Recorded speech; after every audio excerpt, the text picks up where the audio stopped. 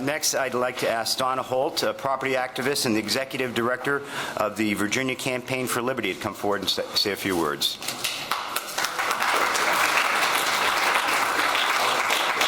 Thank you, and I want to thank you all for coming. You know, it's stories like Martha's that brought property rights to the forefront for me more than 3 years ago. And I can tell you hundreds of stories like hers about how citizens all across the country and even around the world have been denied productive use of their own private property. In fact, in America, we are the only country who has been able to enjoy private property rights. No other nation in the world has that freedom, and it's something we have to work to preserve. You know, it was in 1987 that Virginia began coordinated efforts in every locality for sustainable development.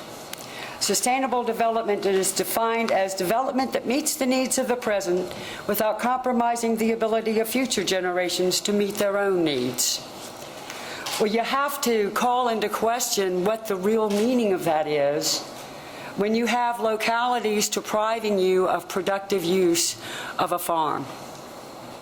It's bad enough when they deprive you of your rights to sell the byproducts of the very things that you grow on your own land, even though you have a permit to do so.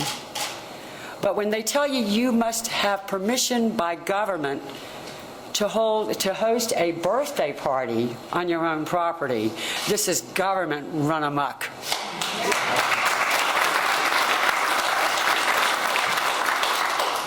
You know, private property consists not merely of ownership, but the unrestricted right to use, enjoy, and dispose of your property.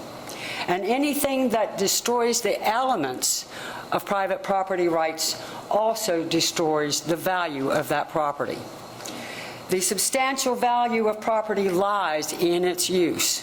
And when the right of use of your private property is denied, not only is the value of the property annihilated, but the ownership is rendered barren.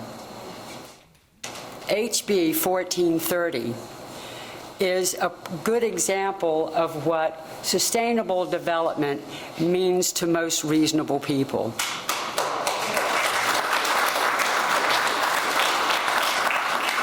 And as an activist for property rights, we firmly support Delegate Lingamfelter's bill and thank him. And thank Martha for bringing your story to the forefront.